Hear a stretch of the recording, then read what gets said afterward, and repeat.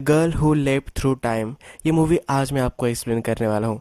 ये 2006 की मूवी है और इसके IMDb रेटिंग 7.8 है। ये टाइम ट्रेवल पर मूवी है। अगर मैं आपको इस मूवी के बारे में और कुछ बताऊँ तो ये स्पॉइलर हो सकता है, तो चलिए डाइव इन करते हैं। ये स्टोरी है मोकोटो की। ये एक गर्ल होती है और ये टाइम ट्रैवल करना स्टार्ट कर देती है। मूवी जब स्टार्ट होती है तो हमें दिखता है कि मोकोटो अपने फ्रेंड्स के साथ खेल रही है। इसके फ्रेंड्स का नाम चेकी और कोसुके होता है। ये सब मिलकर बेसबॉल खेल रहे होते हैं। जब ये बेसबॉल खेल रहे होते हैं तो उसे लगता है कि उसके पास बॉल आ रहा है, तब उसे कुछ आवाज़ें सुनाई देती है। उसे लगता है कि उसकी सिस्टर ने फिर से उसकी पुडिंग खा ली है। जब वो देखती है तब ये अलार्म बज रहा होता है और वो उठ जाती है। यह सब उसका सपना होता है। मोकोटो हमेशा लेट ही हो जाती है स्कूल में जाने के लिए। इस दिन भी वो लेट हो गई है। वो अपने फ्रेंड से वहाँ मिलती है और फ्रेंड उससे कहते हैं कि तुम्हें अपने शेड्यूल पर ज़्यादा ध्यान देना चाहिए। फिर हमें मोकोटो हमसे बात करते दिखती है। वो हमसे कहती है कि मेरा लक हमेशा ही अच्छा होता है पर कभी कभी वो बुरा भी हो जाता है। इसका मतलब अब उसके टीचर आते हैं और उसे टेस्ट दे देते हैं। उसने इसके लिए प्रिपेयर नहीं किया होता, तो इस वजह से उसका लव आज ख़राब चल रहा है। उसके अच्छे लक के बारे में हमें जो वो कहती है तो कहती है कि जब भी मैं कुकिंग करती हूँ तो मैं कभी किसी को हर्ट नहीं करती और मैं भी हर्ट नहीं हो जाती। फिर हमें सीन दिखाया गया है कि स्कूल में जब कुकिंग क्लास चल रहा है तब वो खुद को भी हर्ट कर लेती है और बहुत सारा गड़बड़ वहाँ कर देती है। फिर वो हमें कहती है कि कभी भी मैं ज़्यादा पढ़कर गिर कर हर्ट नहीं हुई हूँ। तभी एक लड़का उस पर गिर जाता है और वो हर्ट हो जाती है। जब वो स्कूल में आती है तब उसने जो पेपर दिया था उसका रिजल्ट आ चुका है। उसे 100 में से सिर्फ 9 अंक आए हैं। तो आज उसका दिन बहुत ही ख़राब चल रहा होता है। उसकी एक फ्रेंड होती है यूरी और उसके साथ वो बात कर रही होती है। वो उससे पूछ रही होती है कि आगे जाकर तुम क्या लेने वाली हो, आर्ट्स या साइंस। उसे इसके बारे में कुछ भी पता नहीं होता। मोकोटो जो होती है उसे आज लैब में ज़रा काम करना होता है। उसे साफ सफाई का काम दिया होता है। उसके फ्रेंड्स उसे नीचे बुलाते हैं पर वो जा नहीं पाती। जब वो लैब में जाती है तो उसे लगता है कि वहाँ कोई है, पर वहाँ कोई भी नहीं होता। वो आगे चलती है तो किसी चीज़ पर उसका पैर गिर जाता है और वो बहुत ही ज़ोर से गिर जाती है। जब ये चीज़ देखती है, ये छोटा सा एक बॉल होता है। इसके बाद उसे कुछ दिखने लग जाता है। ये टाइम और स्पेस में अलग अलग जगहें दिखती है और फिर से वो होश में आ जाती है। वो अपने दोनों फ्रेंड होते हैं उनके साथ घर आ रही होती है। तभी उनमें बोलती है कि तुमने ही कुछ किया होगा, तुमने ही मुझे गिराया होगा। पर उसके फ्रेंड बोलते हैं हमने तो कुछ भी नहीं किया था। जब वो सब मिलकर बेसबॉल खेल रहे होते हैं तो उसे कहती है कि हमें कुछ करना चाहिए। इस समर में हमें बीच पर विजिट करना चाहिए, यहाँ जाना चाहिए, वहाँ जाना चाहिए। पर उसके फ्रेंड सबके लिए मना कर देते हैं। फिर बेसबॉल खेलने के बाद वो घर जा रही होती है। उसका जो घर होता है वो रेलवे ट्रैक्स के उस पार होता है और रेलवे ट्रैक्स के यहाँ एक बड़ा सा स्लोप होता है। वहाँ से वो अपनी बाइसिकल से जा रही होती है। जब वो इस स्लोप में ब्रेक लगाने की कोशिश करती है, अचानक उसके ब्रेक फेल हो जाते हैं। वो बहुत ही डर जाती है और वो इसके लिए कुछ भी नहीं कर पाती। वो ट्राई करती है पर जो रेलवे ट्रैक से वहाँ तक पहुँच जाती है और वहाँ से रेलवे आ जाती है। रेलवे आकर उसे टकरा जाती है और फिर उसे पता चलता है कि ये सब हुआ ही नहीं है। उसे फिर मालूम होता है कि रेलवे आने से पहले ही उसका एक्सीडेंट हो चुका था। वो उस स्लोप पे ही गिर गई थी। उसे समझ में नहीं आता ये हुआ क्या है। उसने तो देखा था कि रेलवे आई और उससे वो टकरा गई, पर ये बच कैसे सकती है। टाइम में पीछे वो चली गई होती है। उसकी मदर ने उसे एक पार्सल दिया होता है। उसके मदर की सिस्टर के यहाँ उसे जाकर उसे वो देकर आना होता है। इसमें खाने के लिए कुछ होता है। फिर वो उसके आंट के यहाँ चली जाती है। वो बिलीव नहीं कर पाती कि वो अभी भी जिंदा है। वो अपने आंट से पूछती है तुम्हें क्या लगता है कि क्या मैं जिंदा हूँ। फिर उसकी आंट अपने ऑफिस में उसे लेकर जाती है। फिर मोकोटो उसे कहती है कि मैं टाइम में मैंने जंप मारी है। उसके आंट उसे कहती है कि ये तो मैं भी करती हूँ। मैं जब संडे में सोई थी मैंने डिसाइड किया था कि आज मैं कुछ भी नहीं करने वाली हूँ। जब मैं उठी तो इवनिंग हो चुकी थी। मोकोटो कहती है कि इस तरह से नहीं, मैं एक्चुअल में कर रही हूँ। उसकी एंड भी इससे बिलीव करती है। मोकोटो फिर अपने घर आ जाती है और अपने रूम में बैठी हुई होती है। वो इसी चीज़ पर सोच रही होती है कि क्या मैंने सच में टाइम में जंप की है। उसके आंट ने उसे बताया होता है कि तुम टाइम को रोक नहीं सकते, तुम्हें टाइम में रिवर्स जाकर फिर से आना पड़ता है। इन सब चीज़ों पर अब वो सोच रही होती है। उसे फिर आइडिया आता है। उसे लगता है कि अगर फिर से वो उसी तरह से गिर गई जिसी तरह से वो ट्रेन से गिरी थी तो वो फिर से टाइम में जंप कर सकती है। इसको टेस्ट करने के लिए वो अपने रूम में ही गिर जाती है। धड़ाक से आवाज़ आती है तो उसकी छोटी सी सिस्टर जो होती है वो उसे देखने के लिए आ जाती है। कोटो की टाइम जंप नहीं हुई तो मोकोटो को लगता है उसे खिड़की से जंप मारनी पड़ेगी, फिर वो टाइम जंप कर सकेगी। मोकोटो की सिस्टर जब दरवाज़ा खोलती है तो वो देखती है और उसे रोक लेती है। उसे लगता है कि ये सुसाइड कर रही है। उसे कहती है कि ये सब मेरा फॉल्ट है, मैंने तुम्हारी पुडिंग नहीं खानी चाहिए थी। मोकोटो को उसकी पुडिंग बहुत ही अच्छी लगती है। उसकी सिस्टर उसे सॉरी कहती है। वो कहती है मैं कभी भी तुम्हारी पुडिंग नहीं खाऊंगी, प्लीज़ मेरी वजह से तुम ऐसा मत करना। मोकोटो फिर घर से बाहर निकल जाती है। वो रिवर के पास आती है। रिवर के पास आने के बाद वहाँ एक बड़ा सा ग्राउंड होता है, तो वो अब डिसाइड करती है कि यहाँ से वो जंप कर सकती है। बहुत ही ज़ोर से दौड़ती है और ये जंप मारती है। इस जंप मारने के बाद वो फिर से दिन की शुरुआत में आ जाती है। उसकी पुडिंग अभी भी ख़त्म नहीं हुई है। वो फ्रिज में जाकर ये देखती है तो उसकी पुडिंग अभी भी होती है। जब मोकोटो घर पर होती है तो उसके पेरेंट्स और उसकी सिस्टर आ जाती है। उसकी सिस्टर उसके पेरेंट्स से पूछ रही होती है कि क्या मैं मोकोटो की पुडिंग खा सकती हूँ। उसके पेरेंट भी उसको परमिशन दे देते हैं। मोकोटो फिर चिढ़ जाती है और बोलती है कि ये मेरी पुडिंग है। पर इससे अब उसके पेरेंट्स को पता चल गया है कि ये घर पर है, पर मोकोटो को ये अच्छा नहीं लगता, ये होने नहीं देना चाहती। तो इसलिए वो फिर से टाइम में जंप मारती है। वो फिर से प्रेजेंट में आ जाती है। जब वो देखती है तो वो फिर से रिवर तक आ चुकी है। अब वो खुश हो जाती है। वो एक्चुअल में उसने टाइम जंप मारी है ये उसे पता चल जाता है। वो फिर से उसी टाइम में जाती है और अब अपनी पुडिंग एंजॉय करती है। जब नेक्स्ट दिन होता है तो वो सुबह जल्दी उठती है। वो टाइम में फिर से वापस जाकर बहुत सारी स्लीप ले सकती है। इसी वजह से आज वो लेट नहीं होती।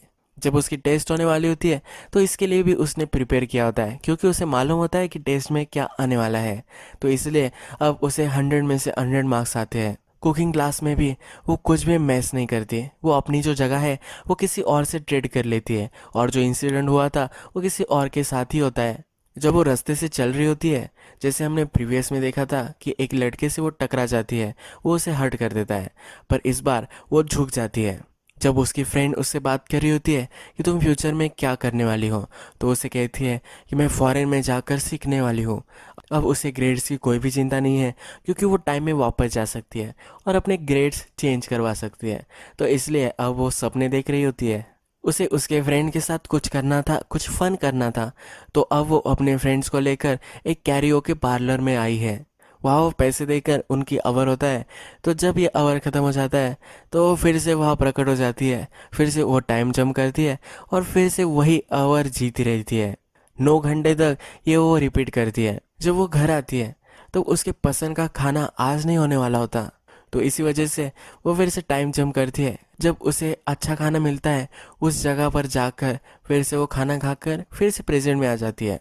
उसके एंड के लिए खाने के लिए बहुत सारी पेस्ट्रीज वगैरह लाती है। उसकी एंड उसे पूछती है कि ये सब तुमने कैसे लाया। मोगोटो बोलती है कि मुझे सिर्फ अपने अलाउंस के दिन पर जाना पड़ेगा और मुझे फिर से सब पैसे मिल जाएंगे। क्या तुम तुम्हारी स्किल्स किसी अच्छी चीज़ के लिए नहीं यूज़ कर सकती? तुम ये सब जो कर रही हो इससे कोई हर्ट हो सकता है। मुकोटो बोलती है कि मैं जो भी कर रही हूँ इससे कौन हर्ट हो सकता है। वो अपने आप को समझा लेती है कि इससे कोई भी हर्ट नहीं होगा।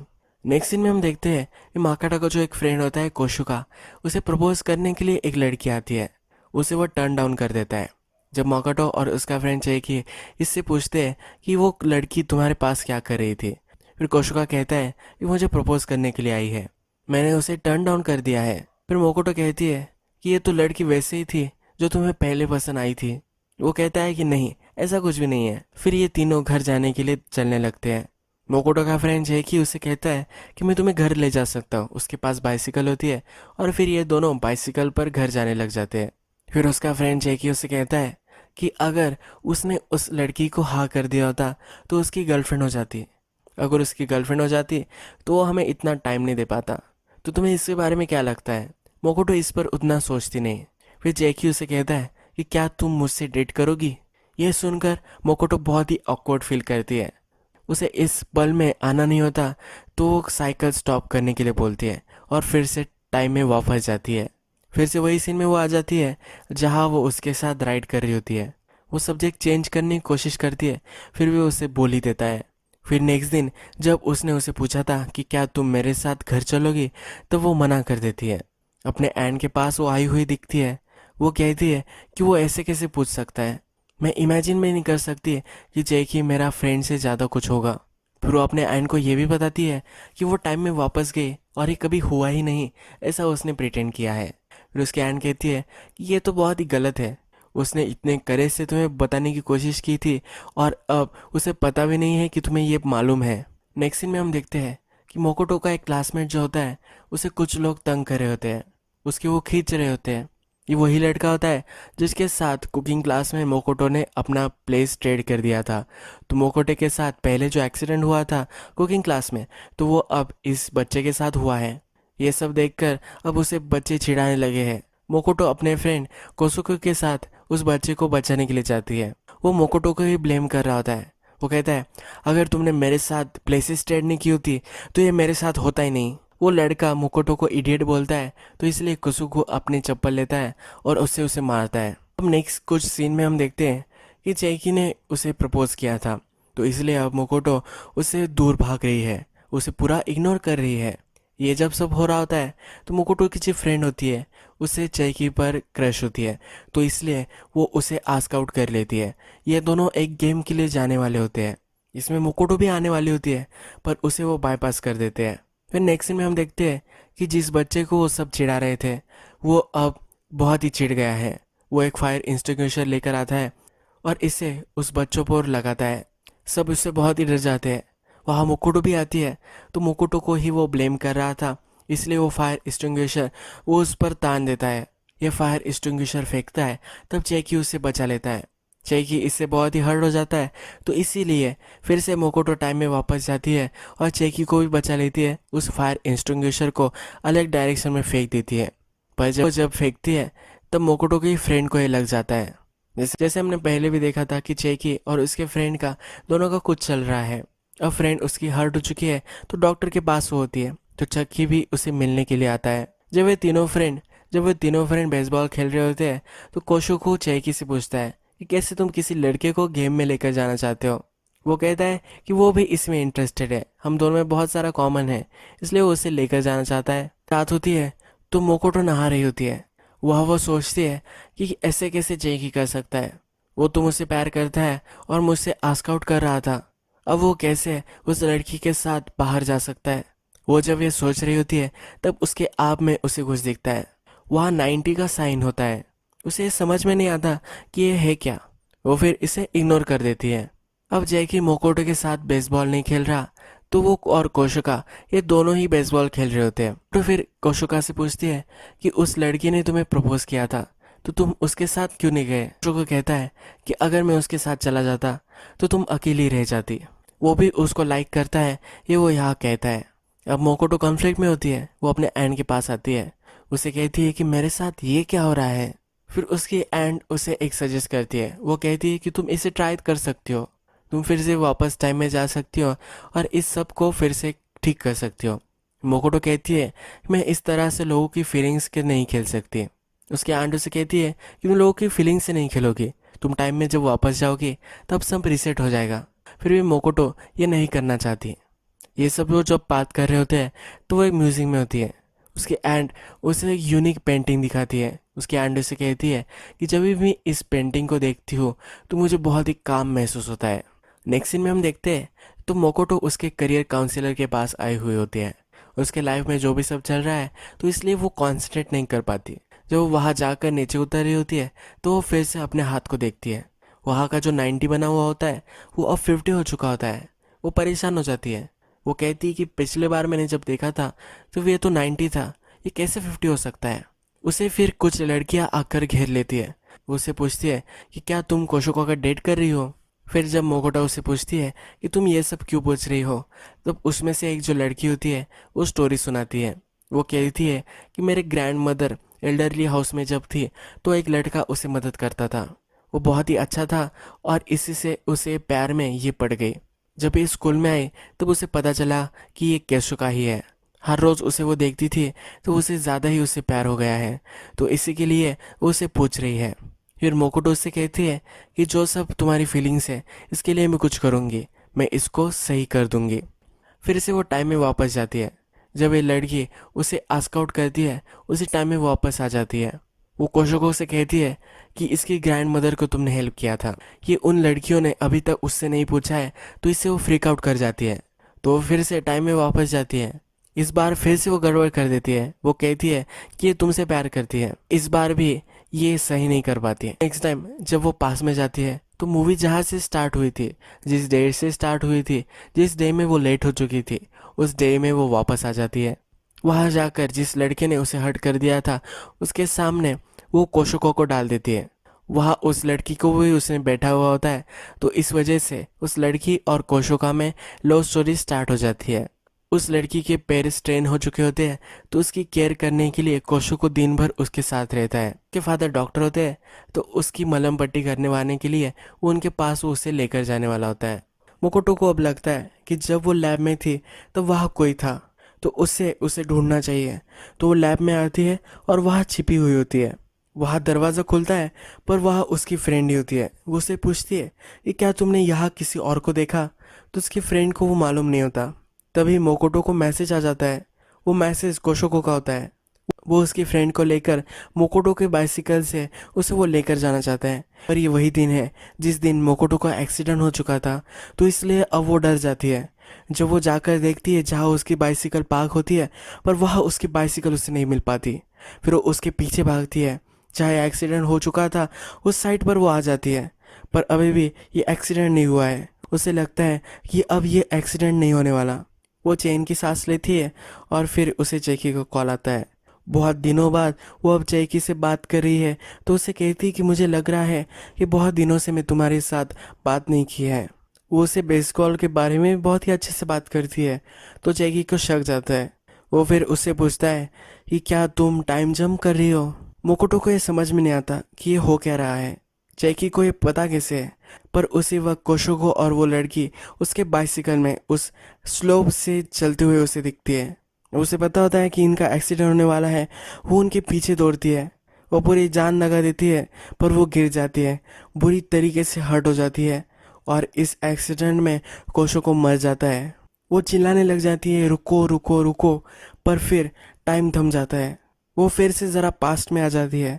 उसके आसपास जो भी लोग होते हैं वो फ्रीज हो जाते हैं। वहाँ जैकी आया हुआ होता है। उसे पूछता है क्या तुम मुझ पर हंसोगी तो नहीं अगर मैंने तुम्हें कहा कि मैं फ्यूचर से हूँ। फिर वो उसके फ्यूचर के बारे में कहता है। जिस फ्यूचर से वो आया हुआ होता है वहाँ एक डिवाइस होता है जिससे लोग टाइम ट्रैवल कर सकते हैं। उससे हमारी बॉडी हमें चार्ज करनी पड़ती है और उसके बाद वो टाइम ट्रैवल कर सकते हैं। वो फिर कहता है कि मेरे जो टाइम है वहाँ लेक नहीं है, बेसबॉल नहीं है। ये सब सुनकर मोकोटो को बहुत ही अजीब लगता है। चेकी समर के लिए वहाँ आया हुआ होता है, पर जब वो मोकोटो से मिलता है, कोशोको से मिलता है, तो वो ये उसके अच्छे फ्रेंड हो जाते हैं। अब उसके घर जाने के लिए यानी कि फ्यूचर में फिर से वापस जाने के लिए उतनी मोटिवेशन नहीं रहती। तो इसी वजह से वो उनके स्कूल में एडमिशन ले लेता है। वो फिर उसे म्यूज़ियम में लेकर आता है। वो उसे कहता है कि यहाँ एक पेंटिंग हुआ करती थी कि मेरी फ्यूचर में ये पेंटिंग थी, पर ये तहस नहस हो चुकी थी। तो इस पेंटिंग को फिर से एक बार देखने के लिए मैं इस टाइम में आया था। ये जो म्यूज़ियम था, इसी म्यूज़ियम में मुझे वो दिखने वाली थी, पर अभी तक ये रिस्टोर नहीं हुई है। मोकोटो की सिस्टर इस पर काम कर रही होती है, पर अभी तक ये ख़त्म नहीं होता। चेकी फिर उसे कहता है कि पास्ट में टाइम ट्रैवल के बारे में किसी को भी नहीं बता सकता। वो उसे छोड़कर हमेशा के लिए जाने वाला होता है। मोकोटो से कहती है कि जो तुम्हें पेंटिंग देखनी थी वो अभी रिस्टोर हो रही है, थोड़े दिन बाद तुम उसे देख सकती हो। पर चेकी को अब यहाँ नहीं रुकना होता। वो फिर वहाँ से चला जाता है। चेकी चला गया है तो सब लोग उसके बारे में बात कर रहे होते हैं, सब स्टोरीज बना रहे होते हैं कि वो कहाँ गया है।